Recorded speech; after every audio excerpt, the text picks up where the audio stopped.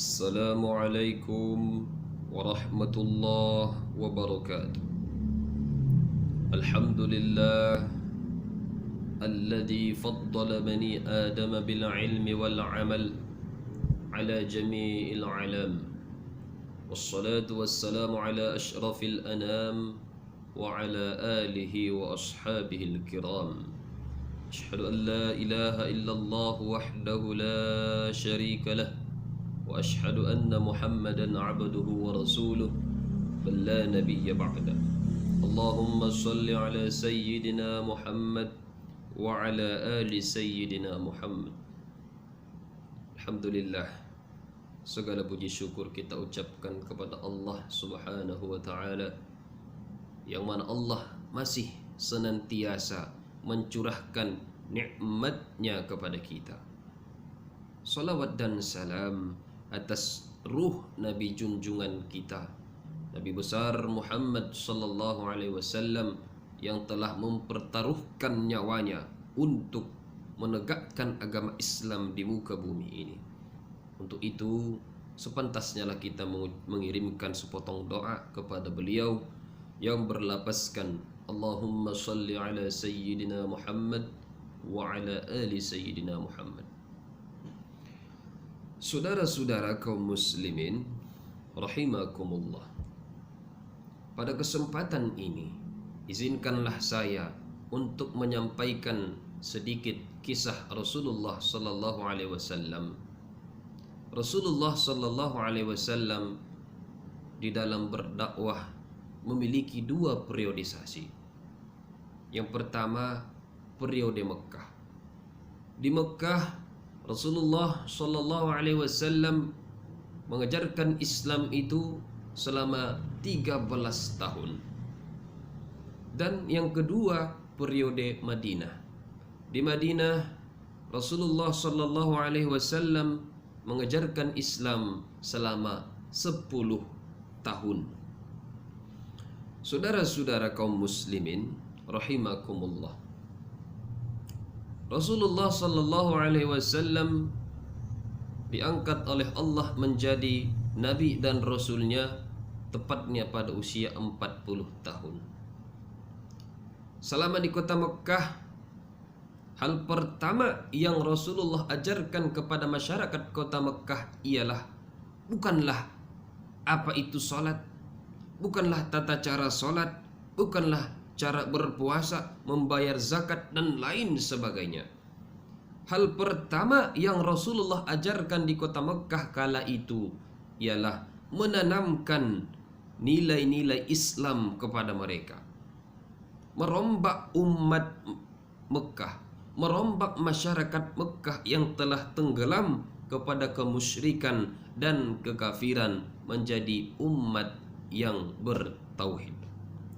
Karena pada masa itu masyarakat Mekah sudah jauh sekali jatuh kepada jalan yang salah. Maka pantas Allah menurunkan seorang Muhammad kepada kota Mekah yang begitu keras, yang tidak sekeyakinan dengan mereka maka akan dibunuh. Datang Allah mengutus Muhammad ke kota Mekah untuk membimbing masyarakat kota Mekah tersebut menuju jalan yang benar. Saudara-saudara kaum muslimin rahimakumullah, maka pantas beliau bersabda, innama bu'ithtu liutammi makarimal akhlaq. Sesungguhnya aku, kata Rasulullah, diutus oleh Allah ke dunia ini hanyalah untuk menyempurnakan akhlak. Kenapa Allah mengutus Muhammad ke kota Mekah? Karena kota Mekah pada saat itu akhlaknya sangat tercela, akhlaknya tidak dapat dipuji, akhlaknya sangat jauh jatuh ke dalam kemusyrikan dan kekafiran. Rasulullah sallallahu alaihi wasallam di kota Mekah itu pun memiliki dua strategi dakwah. Yang pertama, beliau melakukan strategi sir secara diam-diam. Karena pada mula-mula beliau mengajarkan Islam, yang pertama disampaikan kepada keluarga terdekat dan kepada sahabat hingga kepada orang-orang yang lain. Sampai kapan beliau melaksanakan metode dakwah secara diam-diam? Sampai akhirnya datang wahyu daripada Allah untuk memerintahkannya mendakwahkan Islam secara terang benderang, yang berketepatan pada saat itu juga seorang pendekar di kota Mekah yang sangat ditakuti, Sayyidina Umar ibn Khattab, memeluk Islam. Maka beliau pun dengan tegas mengatakan kepada Rasulullah, "Ya Rasulullah, jika engkau berdakwah, maka saya akan yang terdepan melindungimu dari siapa saja yang ingin mengganggumu." Maka pantas setelah Umar memeluk Islam, maka Islam di kota Mekah semakin menyebar luas. Pada saat itu juga musuh-musuh Islam, yaitu Abu Jahal dan Abu Lahab, semakin panas mengatur siasat ingin membunuh Rasulullah sallallahu alaihi wasallam. Di saat mereka menyusun siasat mengumpulkan orang-orang terbaik di kota Mekah, para pendekar-pendekar terbaik di kota Mekah untuk membunuh Muhammad, maka saat itu juga Allah menurunkan wahyu kepada Jibril, dan Jibril membisikkan kepada Muhammad bahwasanya ada perintah untuk berhijrah ke kota Madinah. Saudara-saudara kaum muslimin rahimakumullah. Namun sebelum beliau melakukan hijrah ke kota Madinah, tepatnya pada tahun ke-10 kenabian, Rasulullah sallallahu alaihi wasallam diperintahkan oleh Allah untuk melaksanakan Isra wal Mi'raj. Apa tujuan daripada Isra wal Mi'raj tadi? Selain untuk menjemput waktu sholat yang 5 waktu, juga untuk memperlihatkan kepada Rasulullah sebahagian daripada kebesaran Allah Subhanahu wa taala. Jadi selama periodisasi di Mekah berlangsung 13 tahun, di situ jugalah Allah memerintahkan kepada kita umat Islam untuk melaksanakan salat 5 waktu. Setelah datangnya perintah untuk berhijrah ke kota Madinah, yang berketepatan pada masa itu juga Abu Jahal dan Abu Lahab telah menyusun siasat untuk membunuh Rasulullah sallallahu alaihi wasallam.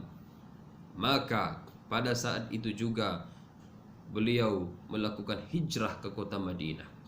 Singkat ceritanya, Rasulullah berdakwah di kota Madinah selama 10 tahun. Dan di Madinah itu jugalah diturunkan oleh Allah kepada Muhammad dan umatnya hingga saat ini, ialah perintah puasa, zakat, naik haji bagi yang mampu. Saudara-saudara kaum muslimin rahimakumullah. Kesimpulan daripada pertemuan kita kali ini, Rasulullah sallallahu alaihi wasallam diutus oleh Allah ke dunia ini hanyalah untuk menyempurnakan akhlak kita semua. Bahkan wa ma arsalnaka illa rahmatan lil alamin, bahwasanya Muhammad sallallahu alaihi wasallam diutus oleh Allah ke dunia ialah membawa rahmah bagi seluruh alam. Karena Islam adalah agama kita. Islam ialah berfitrahkan kepada kita sebagai manusia, bukan hanya kepada umat Islam, namun kepada semua kita. Karena pada dasarnya kita adalah fitrah sejak dalam kandungan ibu.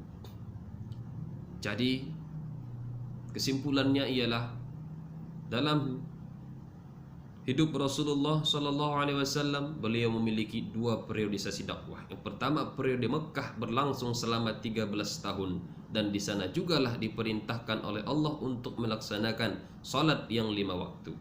Hingga akhirnya beliau berhijrah ke kota Madinah. Di sana beliau melaksanakan dakwahnya selama 10 tahun hingga ujung hayatnya. Dan di sana jugalah diperintahkan untuk berpuasa, zakat, naik haji dan lain sebagainya. Cukup sekian dari saya. Assalamualaikum warahmatullahi wabarakatuh.